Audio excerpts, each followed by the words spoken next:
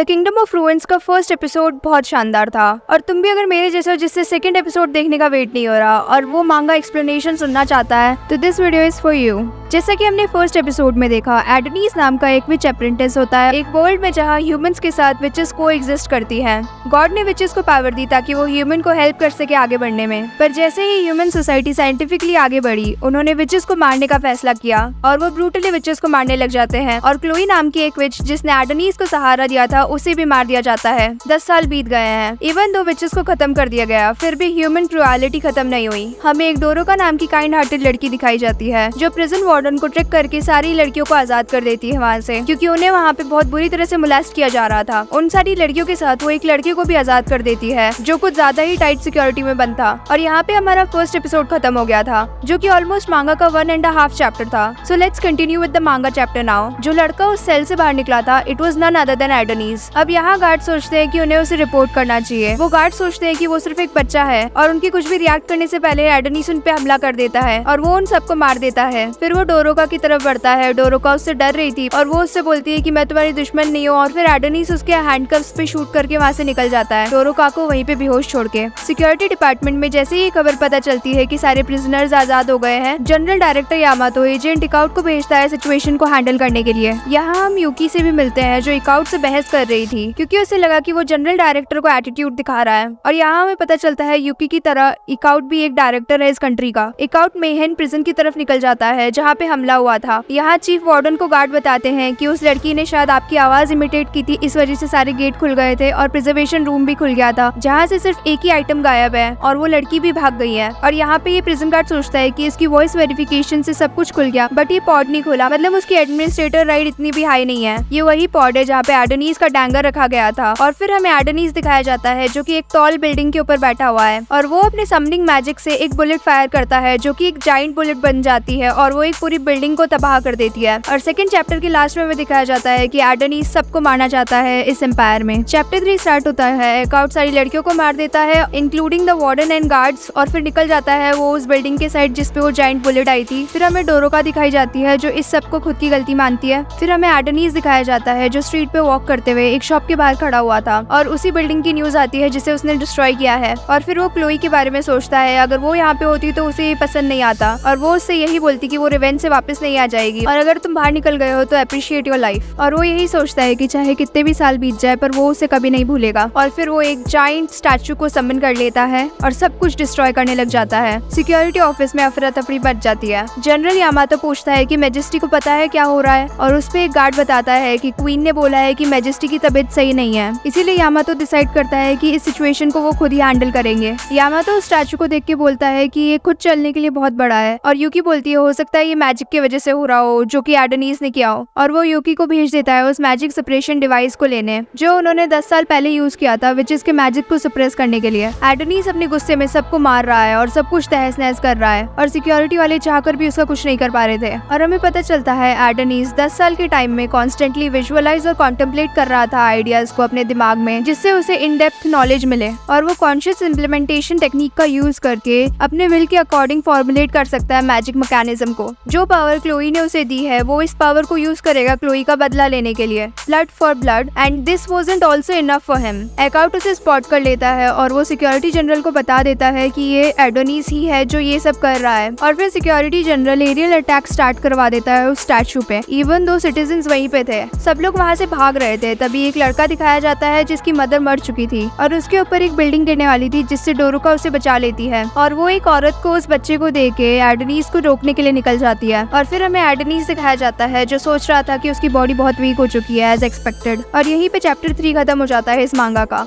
जैसा कि मुझे लग रहा है फर्स्ट एपिसोड में 1.5 चैप्टर आया था तो शायद सेकंड एपिसोड में भी 1.5 ही आएगा, मतलब थर्ड चैप्टर तक। और थर्ड चैप्टर तक मैंने एक्सप्लेन कर दिया है तो शायद सेकंड एपिसोड में यही होगा। I hope you enjoyed this explanation.